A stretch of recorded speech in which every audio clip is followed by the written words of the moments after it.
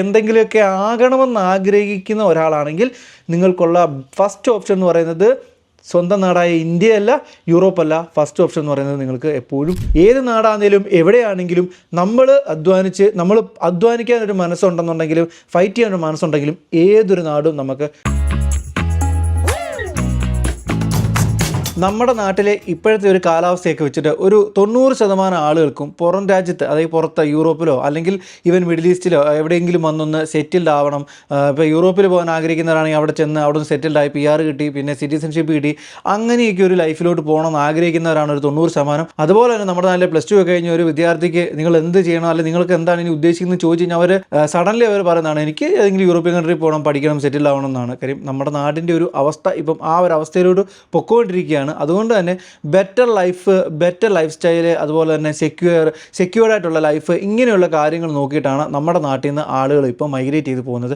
അപ്പോൾ ഇന്നത്തെ ഈ വീഡിയോയിൽ ഇപ്പോൾ ഞാൻ ആദ്യം പറഞ്ഞ പോലെ തന്നെ ഞാൻ ഇന്ന് കമ്പയർ ചെയ്യുവാണ്, ഗൾഫാണോ അല്ലെങ്കിൽ യൂറോപ്പാണോ, ഒരു കമ്പാരിസനാണ് പറയുന്നത്. അപ്പോൾ നമുക്ക് ഇതിനകത്ത് കുറേ അഡ്വാൻറ്റേജും ഉണ്ടാവും, ഡിസഡ്വാൻറ്റേജും ഉണ്ടാവും. നമുക്ക് എന്തൊക്കെയാണെന്ന് നോക്കാം. ഈ കമ്പാരിസൺ ചെയ്യുന്നതിലെ ആദ്യത്തെ ഒരു സ്റ്റെപ്പ് എന്ന് പറയുക, അല്ലെങ്കിൽ ആദ്യത്തെ ഒരു വിഭാഗം എന്ന് പറയുന്നത് സാലറി ആൻഡ് ജോബ് ഓപ്പർച്യൂണിറ്റിയാണ്. അതായത് ഒരു വിദ്യാഭ്യാസം കഴിഞ്ഞ ഒരാൾക്ക് അവരുടെ കരിയർ ഗ്രോത്ത് ചെയ്യാനെ കൊണ്ടുള്ള സാധ്യതയുള്ളതും അല്ലെങ്കിൽ എവിടെയാണ് അവർക്ക് കൂടുതൽ ഓപ്പർച്യൂണിറ്റീസ് ഉള്ളതാണ് നമ്മൾ ആദ്യം നോക്കേണ്ടത്. കാര്യം നമ്മൾ ഏതെങ്കിലും ഒരു യൂറോപ്പോ അല്ലെന്നുണ്ടെങ്കിൽ ഗൾഫിലോട്ടൊക്കെ പോകുന്നതിന് മുമ്പ് നമ്മൾ നോക്കും നമ്മുടെ പ്രൊഫൈൽ ഏതാണ്. നമുക്കിപ്പോൾ ഒരു ഹെൽത്ത് കെയർ ആണെന്നുണ്ടെങ്കിൽ അതിന് എവിടെയാണ് ഡിമാൻഡ് ഉള്ളത്, അല്ലെങ്കിൽ ഒരു IT സെക്ടർ ആണെങ്കിൽ അതിനെവിടെയാണ് ഡിമാൻഡ് ഉള്ളത്. ഞാനീ പറയുന്നത് നിങ്ങളൊരു സ്റ്റുഡൻസ് വിസയിൽ അല്ലെങ്കിൽ സ്റ്റുഡൻ്റായിട്ട് പോകാൻ ആഗ്രഹിക്കുന്നവരുടെ കാര്യമല്ല, ഒരു ജോലിയൊക്കെ നേടി, അതായത് ഒരു ഗ്രാജുവേഷൻ കഴിഞ്ഞ് ജോലിക്ക് പോകാൻ വേണ്ടി ആഗ്രഹിക്കുന്ന ആളുകളുടെ കാര്യമാണ് പറയുന്നത്. അതിന് നമുക്ക് ഇനി രണ്ടായിട്ട് തിരിക്കാം. ഞാൻ ഗൾഫ് അതേപോലെ യൂറോപ്പ് എന്ന് പറയും. ഗൾഫ് എന്ന് പറയുമ്പം UAE, Saudi, Qatar, Bahrain, Oman, ഇങ്ങനെയുള്ള രാജ്യങ്ങളാണ്. അപ്പോൾ ഞാൻ ഇത് മൊത്തത്തിലാണ്, അതായത് ഗൾഫ് മൊത്തത്തിലാണ് പറയുന്നത്. ഞാൻ ദുബായ് മാത്രമല്ല പറയുന്നത്, ഗൾഫ് മൊത്തത്തിലുള്ള ഓപ്പർച്യൂണിറ്റീസ് ഞാൻ ആദ്യം ഒന്ന് പറയാം. ഈ UAE ഉൾപ്പെടെയുള്ള എല്ലാ GCC കൺട്രിയിലെയും ഏറ്റവും വലിയ മേജറായിട്ടുള്ളൊരു അട്രാക്ഷൻ എന്ന് പറയുന്നത് സീറോ ടാക്സ് ആണ്. അതായത് നമുക്ക് ₹1 പോലും ടാക്സ് കൊടുക്കാതെ നമുക്ക് ജീവിക്കാൻ പറ്റുമെന്നുള്ളത്. അതായത് നിങ്ങളിപ്പോൾ ഒരു സപ്പോസ് ഒരു UAE വർക്ക് ചെയ്യുന്ന ഒരാളാണ്, ഒരു ആവറേജ് ഒരു 5000 ദിർഹംസ് സാലറി കിട്ടുന്ന ഒരാളാണെങ്കിൽ നിങ്ങൾക്ക് 5000 ദിർഹംസും നിങ്ങളുടെ അക്കൗണ്ടിൽ നിങ്ങൾക്ക് സാലറി ആയിട്ട് കിട്ടും. അതിന് നിങ്ങൾക്കൊരു ₹1 പോലും നിങ്ങൾ ഗവൺമെൻറ്റിന് ടാക്സ് എന്ന രീതിയിൽ നിങ്ങൾ കൊടുക്കേണ്ട. അത് തന്നെ ഏറ്റവും വലിയ ഒരു അട്രാക്ഷനാണ്. കാര്യം നിങ്ങൾക്ക് ഒരു 5000 കിട്ടിക്കഴിഞ്ഞാൽ നിങ്ങളുടെ എക്സ്പെൻസ് കഴിഞ്ഞാൽ നിങ്ങൾക്ക് ബാലൻസ് എത്ര പൈസ ഉണ്ടോ അത്രയും പൈസ നിങ്ങൾക്ക് ഒന്നെങ്കിൽ ഇവിടെ സ്പെൻഡ് ചെയ്യാം, അതല്ല എന്നുണ്ടെങ്കിൽ നിങ്ങൾക്ക് നാട്ടിലേക്ക് നിങ്ങൾക്ക് സെൻഡ് ചെയ്ത്, അല്ലെങ്കിൽ നാട്ടിലേക്ക് നിങ്ങൾക്ക് അയച്ച് നിങ്ങൾക്ക് നാട്ടിൽ ഇൻവെസ്റ്റ്മെൻറ്റോ അല്ലെന്നുണ്ടെങ്കിൽ ബാക്കി കാര്യങ്ങളൊക്കെ ചെയ്യാൻ പറ്റും. അതാണ് ഈ ഒരു GCC കൺട്രിയിലുള്ള ഏറ്റവും വലിയൊരു അഡ്വാൻറ്റേജ് എന്ന് പറയുന്നത്. ഇനി അതുപോലെ തന്നെ 90% ജോലികൾക്കും ഒരു വെസ്റ്റേൺ ഡിഗ്രി നിങ്ങൾക്ക് ആവശ്യമില്ല. നമുക്കൊരു ഇന്ത്യൻ ക്വാളിഫൈഡ് ഡിഗ്രി ഉണ്ടെന്നുണ്ടെങ്കിൽ അതിവിടെ വാലിഡാണ്. ആ ഒരു ഇന്ത്യൻ ക്വാളിഫൈഡ് ഡിഗ്രി വെച്ചിട്ട് നിങ്ങൾക്കിവിടെ നിങ്ങളുടെ കരിയർ സ്റ്റാർട്ട് ചെയ്യാൻ പറ്റുമെന്നുള്ളതാണ് ഏറ്റവും വലിയൊരു കാര്യം. ഇപ്പോൾ നിങ്ങൾ ഒരു വെസ്റ്റേൺ ഒരു യൂറോപ്പിലൊക്കെ പോയി കഴിഞ്ഞാൽ ചില കൺട്രികൾക്കൊക്കെ ഈ വെസ്റ്റേൺ യൂണിവേഴ്സിറ്റികളുടെ സർട്ടിഫിക്കേഷൻ നിങ്ങൾക്ക് മാൻഡേറ്റായിട്ട് വേണ്ടി വരും. അപ്പോൾ വീണ്ടും നിങ്ങൾ അതിന് വേണ്ടിയിട്ടുള്ള പൈസ ഇൻവെസ്റ്റ് ചെയ്ത് വീണ്ടും ആ അതിന് വേണ്ടിയിട്ടുള്ള പ്രോഗ്രാമുകളൊക്കെ നിങ്ങൾ അല്ലെങ്കിൽ ക്രാഷ് കോഴ്സൊക്കെ നിങ്ങൾ ചെയ്ത് ആ ഒരു സർട്ടിഫിക്കറ്റൊക്കെ നിങ്ങൾക്ക് നേടിയതിന് ശേഷം മാത്രമേ ചിലപ്പോൾ നിങ്ങൾക്ക് അവിടെ ജോലിക്കൊക്കെ അപ്ലൈ ചെയ്യാനോ അല്ലെങ്കിൽ നിങ്ങൾക്ക് ഒരു കരിയർ സ്റ്റാർട്ട് ചെയ്യാനോ സാധിക്കത്തുള്ളൂ. എന്നാൽ GCC കൺട്രിയിൽ ഇന്ത്യയിലെ ഓതറൈസ്ഡ് ആയിട്ടുള്ള ഓൾമോസ്റ്റ് എല്ലാ യൂണിവേഴ്സിറ്റികളുടെയും സർട്ടിഫിക്കറ്റ് വാലിഡ് ആണ്. അതുകൊണ്ട് തന്നെ നിങ്ങൾക്ക് ആ സർട്ടിഫിക്കറ്റ് വെച്ചിട്ട് നിങ്ങൾക്ക് ആസ് സൂൺ ആസ് പോസിബിൾ നിങ്ങൾക്ക് നിങ്ങളുടെ കരിയർ സ്റ്റാർട്ട് ചെയ്യാൻ സാധിക്കുന്നുള്ളതാണ് അടുത്ത ഒരു ഈ സാലറി അല്ലെങ്കിൽ ജോബ് ഓപ്പർച്യൂണിറ്റീസിൽ നിങ്ങൾക്കുള്ളൊരു അഡ്വാൻറ്റേജ് എന്ന് പറയുന്നത്. ഇനി നമുക്ക് ഈ സാലറി ഓപ്പർച്യൂണിറ്റീസിൻ്റെ യൂറോപ്പിലെ ഒരു അവസ്ഥ നോക്കാം. യൂറോപ്പ് എന്ന് പറയുമ്പോൾ ഞാനിപ്പോൾ എക്സാമ്പിൾ പറഞ്ഞു കഴിഞ്ഞാൽ ജർമ്മനി, അയർലൻഡ്, നെതർലൻഡ്സ് ഇതുപോലെയുള്ള യൂറോപ്യൻ കൺട്രിയിലൊക്കെ ഹൈ പെയ്ഡ് ജോലികളാണ്. എക്സ്പെഷ്യലി ടെക്ക്, ഹെൽത്ത് കെയർ, അതുപോലെ ഫിനാൻസ്, ഇങ്ങനെയുള്ള മേഖലകൾക്കൊക്കെ ഹൈ പേയിങ് ആണ്. ഈ പറയുന്ന നമ്മുടെ മിഡിൽ ഈസ്റ്റുമായിട്ട് കമ്പയർ ചെയ്ത് നോക്കുമ്പം ഈ പറഞ്ഞ രാജ്യത്തൊക്കെ ഹൈ പെയ്ഡ് ആണ് ഈ പറഞ്ഞ പ്രൊഫഷനൊക്കെ. പക്ഷേങ്കിൽ ഒരു പ്രശ്നമുണ്ട്, അതായത് ഈ ഹൈ പെയ്ഡ് ആണ് എന്നാൽ പിന്നെ നേരെ അങ്ങോട്ടങ്ങ് വെച്ച് പിടിക്കാമെന്ന് പറഞ്ഞാൽ അങ്ങനെ പെട്ടെന്ന് വെച്ച് പിടിക്കാൻ പറ്റത്തില്ല.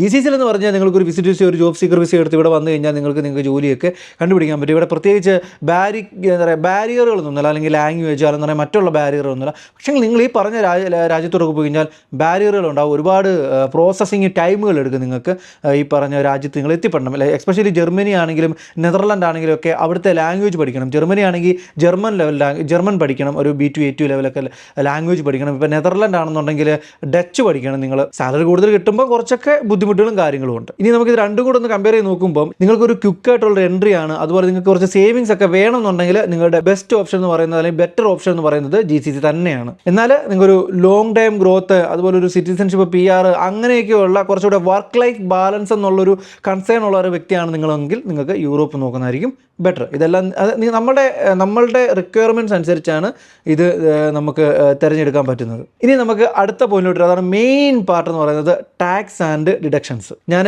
നേരത്തെ പറഞ്ഞു GCC കൺട്രിയിൽ ഇൻക്ലൂഡിങ് UAE ഉൾപ്പെടെയുള്ള GCC കൺട്രിയിൽ 0% ഇൻകം ടാക്സ് ആണെന്നുള്ളത്. അതായത് നിങ്ങൾ ഏൺ ചെയ്യുന്ന പൈസയിൽ ₹1 പോലും നിങ്ങൾ ഗവൺമെൻറ്റിന് ടാക്സ് എന്ന രീതിയിൽ നിങ്ങൾ കൊടുക്കേണ്ട വരില്ല.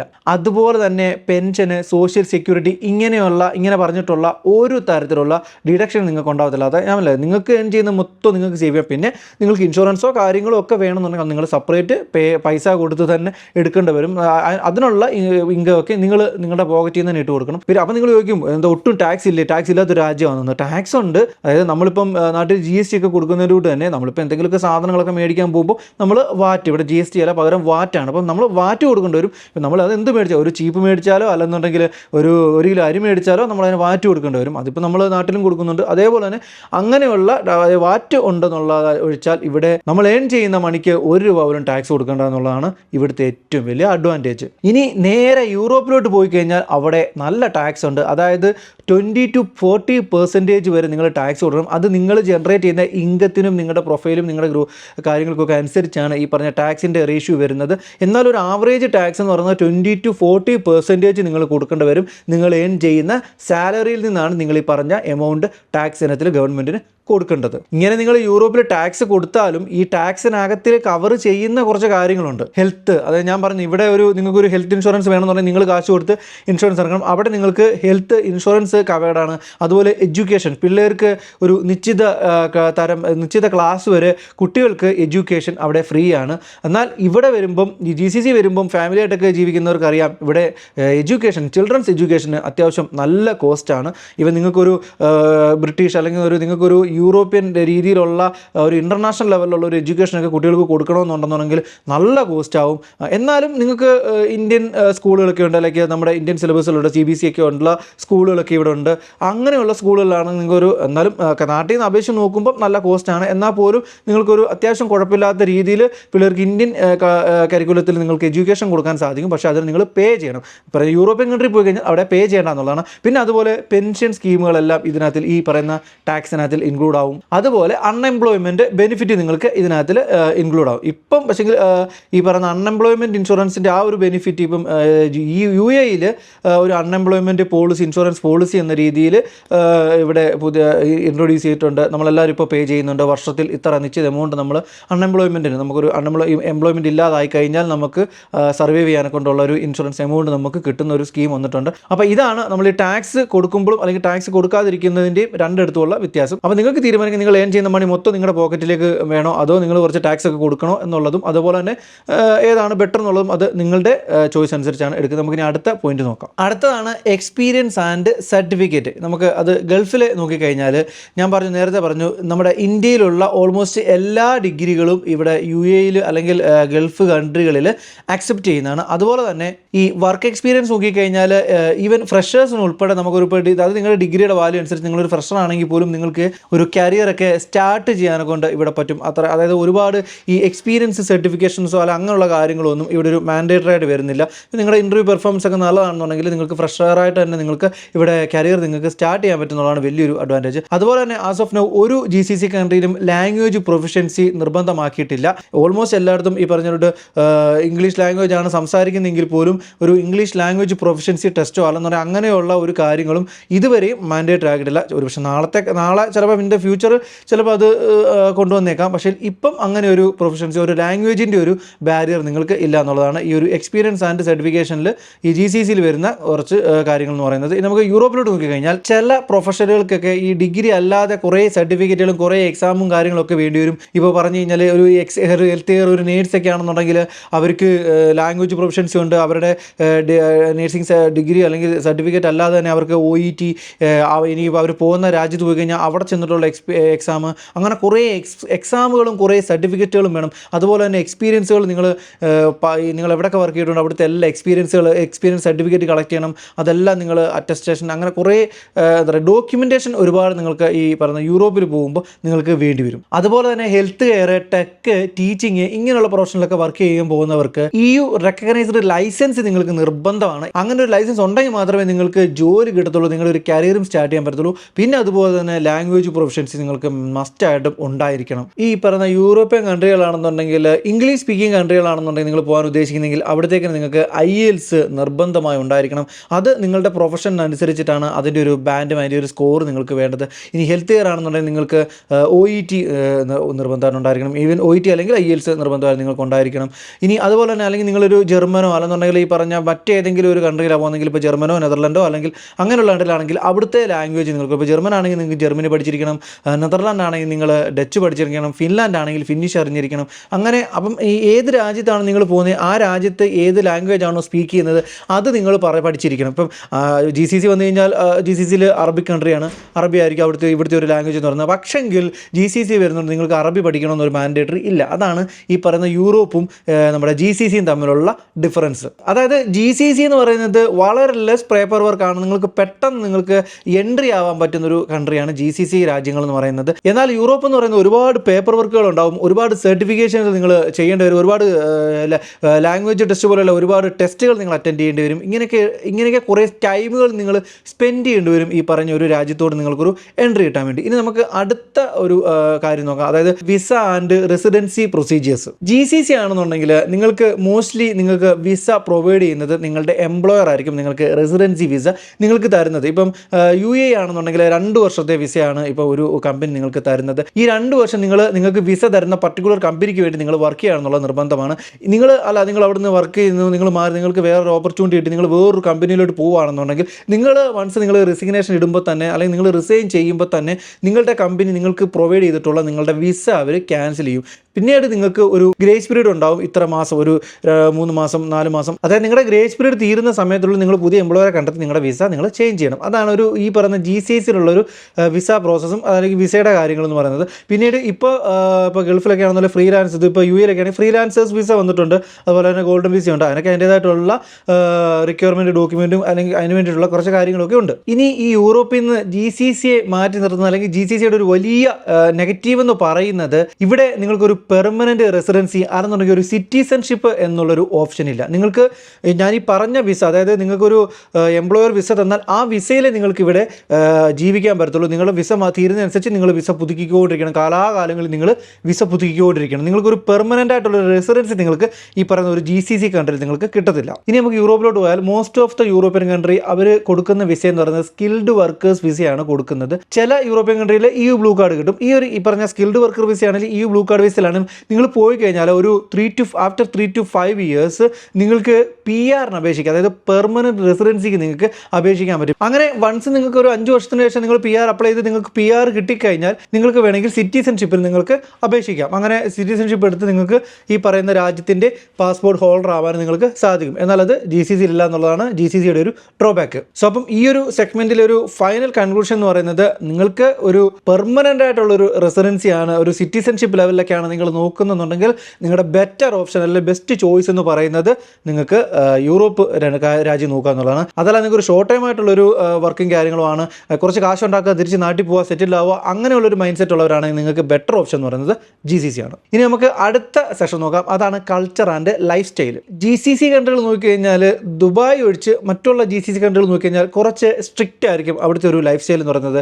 നൈറ്റ് ലൈഫുകൾ വളരെ കുറവായിരിക്കും. അതുപോലെ തന്നെ GCCയിലെ പല രാജ്യത്തും ആൽക്കഹോൾ റെസ്ട്രിക്ഷൻസ് ഉണ്ടാവും. അതുപോലെ തന്നെ ബിഹേവിയർ, ഡ്രസ്സപ്പ്, അങ്ങനെ പല കാര്യങ്ങൾക്കും കുറച്ച് റെസ്ട്രിക്ഷൻസും കാര്യങ്ങളൊക്കെ GCCയിലെ പല കൺട്രിയിലുണ്ടാവും. എന്നാൽ നിങ്ങൾ ദുബായ് നോക്കിക്കഴിഞ്ഞാൽ ദുബായ് എന്ന് പറയുന്നത് എക്സാക്ട്ലി ഒരു യൂറോപ്യൻ കൾച്ചർ, അതായത് യൂറോപ്പ് ലെവലിലുള്ള രീതിയിലുള്ള ലൈഫ് സ്റ്റൈലാണ് ദുബായിൽ ജീവിക്കുന്നവർക്ക് ഒരിക്കലും അവർ വേറൊരു രാജ്യത്തോട്ട് പോകുക അല്ലെങ്കിൽ മറ്റുള്ളൊരു GCC കൺട്രിയിലോട്ട് പോകാൻ അവർ പ്രിഫർ ചെയ്യത്തില്ല. അതുപോലെ തന്നെ ഇവൻ യൂറോപ്പിൽ പോലും അവർ പോകാൻ പ്രിഫർ ചെയ്ത കാര്യം യൂറോപ്പിൽ പോലും കിട്ടാത്ത രീതിയിലുള്ള ഒരു ലൈഫ് സ്റ്റൈൽ നിങ്ങൾക്ക് ദുബായിൽ നിങ്ങൾക്ക് കിട്ടും. ഇനി GCC നോക്കിക്കഴിഞ്ഞാൽ ലാർജ് ഇന്ത്യൻ കമ്മ്യൂണിറ്റീസ് ആണ് GCCയിലുള്ളത്. അതായത് അസോസിയേഷൻസുകൾ അല്ലെങ്കിൽ അങ്ങനെയുള്ള കാര്യങ്ങൾ, ഇന്ത്യൻ സ്കൂളുകൾ, ഇന്ത്യൻ കമ്മ്യൂണിറ്റിയുമായിട്ട് ബന്ധപ്പെട്ടിട്ടുള്ള ടെമ്പിളുകൾ, ചർച്ചുകൾ, മോസ്കുകൾ, ഇങ്ങനെയുള്ള കാര്യങ്ങളൊക്കെ നിങ്ങൾക്ക് GCCയിൽ കൂടുതലും കിട്ടും. അതായത് നമുക്ക് നാട്ടിൽ നിന്ന് മാറി നിൽക്കുമ്പം നാട് വിട്ടുപോയി എന്നുള്ള ഫീൽ ഉണ്ടാകത്തില്ല. കാര്യം എവിടെ ചെന്നാലുള്ള ഒരു മലയാളി ഉണ്ടാവും എന്ന് പറഞ്ഞിട്ട്.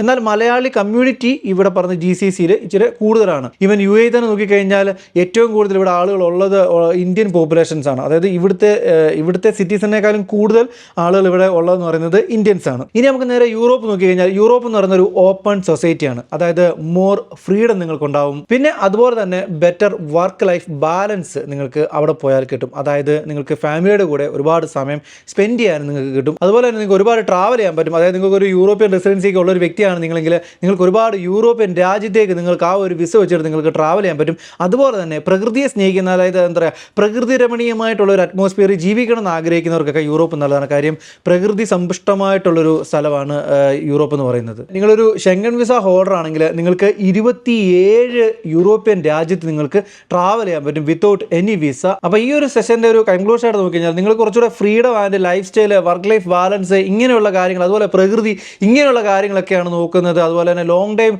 പെർമനൻസി, അതുപോലെ സിറ്റിസൺഷിപ്പ് ഒക്കെ നോക്കുന്ന ഒരാളാണെങ്കിൽ നിങ്ങൾക്ക് ബെറ്റർ ഓപ്ഷൻ എന്ന് പറയുന്നത് യൂറോപ്പാണ്. എന്നാൽ മണി സേവ് ചെയ്യാനും, എനിക്ക് ഇപ്പോൾ ടാക്സ് കൊടുക്കാൻ മനസ്സില്ല എന്നുള്ളൊരു മൈൻഡ് ഉള്ളവരാണെന്നുണ്ടെങ്കിലും, അതുപോലെ കംഫർട്ട് ആൻഡ് ഫെമിലാരിറ്റി, ഇങ്ങനെയുള്ള കാര്യങ്ങളൊക്കെയാണ് നിങ്ങൾ നോക്കുന്നുണ്ടെങ്കിൽ, നിങ്ങൾക്ക് കുറച്ചുകൂടെ മണി സേവ് ചെയ്യാനാണ് നിങ്ങൾ നോക്കുന്നതെങ്കിൽ നിങ്ങൾക്ക് ബെറ്റർ ഓപ്ഷൻ എന്ന് പറയുന്നത് GCC ആണ്.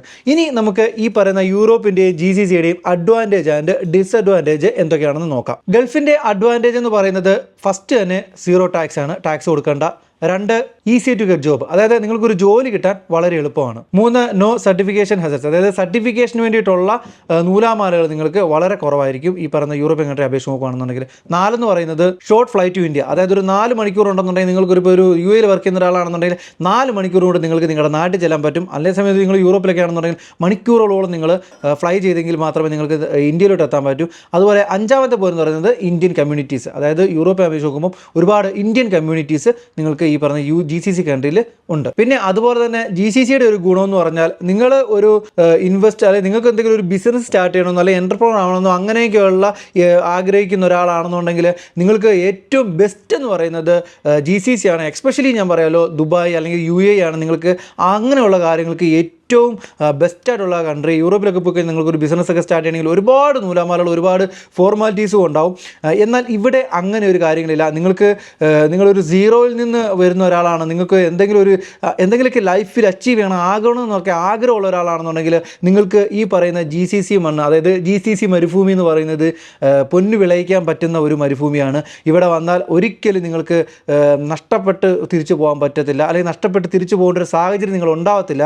ഈ ഒരു നാട്ടിൽ വന്നാൽ, ഈ ഒരു മണ്ണിൽ നിങ്ങൾ നിന്ന് കഴിഞ്ഞാൽ, അതായത് നമ്മുടെ ജേക്കബിന്റെ സ്വർഗ്ഗരാജ്യത്തിൽ പറയുന്നവൻ്റെ കൂടെ പണിയെടുക്കുന്നവൻ്റെ പടച്ചോൻ എന്ന് പറയത്തില്ലേ, ശരിക്കും പണിയെടുക്കുന്നവൻ്റെ പടച്ചോൻ തന്നെയാണ്. പക്ഷേ പണിയെടുക്കാനും കഷ്ടപ്പെടാനും തയ്യാറായിട്ടും വരുന്നവരാണെന്നുണ്ടെങ്കിൽ നിങ്ങൾക്ക് ഞാൻ പറയാമല്ലോ, ഏതൊരു യൂറോപ്പിനേക്കാളും കൂടുതൽ നിങ്ങൾക്ക് ഓപ്പർച്യൂണിറ്റീസും നിങ്ങൾക്ക് സപ്പോർട്ടും കിട്ടുന്ന ഒരു രാജ്യം, അല്ലെങ്കിൽ സപ്പോർട്ടും കിട്ടുന്ന ഒരു ഏരിയ എന്ന് പറയുന്നത് GCC തന്നെയാണ്. അത് GCCയിലെ ഏത് കൺട്രി ആണെങ്കിലും, ഞാൻ ദുബായിൽ ഉള്ള ഒരാളായതുകൊണ്ട് ഞാൻ പറയാമല്ലോ, ഇവിടുത്തെ കൂട്ട് സപ്പോർട്ട് ഈവൻ നമ്മുടെ നാട്ടിൽ പോലും നമുക്കൊരു ബിസിനസ്സിനോ ഒരു കാര്യങ്ങൾക്കോ കിട്ടില്ല എന്നുള്ളതാണ് അതിൻ്റെ ഏറ്റവും വലിയ സത്യാവസ്ഥ. നിങ്ങൾ എന്തെങ്കിലും ഒരു ചെറിയൊരു ബിസിനസ് ഇവിടെ സ്റ്റാർട്ട് ചെയ്യാനാണെങ്കിൽ പോലും, നിങ്ങൾ ഒരു ബിസിനസ്സുമായിട്ട്, നിങ്ങളുടെ ആ ഒരു ബിസിനസ് ഐഡിയയുമായിട്ട് നിങ്ങൾ പോയി കഴിഞ്ഞാൽ, ഇവിടുത്തെ ഗവൺമെൻറ് സെക്ടറുകളിൽ നിങ്ങൾ പോയി കഴിഞ്ഞാൽ അവർ നിങ്ങളെ സപ്പോർട്ട് ചെയ്യുന്നൊരു സപ്പോർട്ട് എന്ന് പറയുന്നത് അത് ഭീകരമാണ്. ഈവൻ ലൈസൻസ് ആണെങ്കിലും എല്ലാം വളരെ ഫ്ലെക്സിബിളാണ്. നിങ്ങൾ ഒരിക്കലും നിങ്ങളൊരു ഓഫീസിൻ്റെ, ഇവിടുത്തെ ഒരു ഗവൺമെൻറ് ഓഫീസിൻ്റെ വാതുക്കെ പോയി നിങ്ങൾക്ക് ഒരു ലൈസൻസിന് വേണ്ടിയിട്ടോ അല്ലെങ്കിൽ നിങ്ങളുടെ ഒരു പെർമിഷന് വേണ്ടിയിട്ടോ നിങ്ങൾ ക്യൂ നിൽക്കേണ്ട കാര്യമില്ല.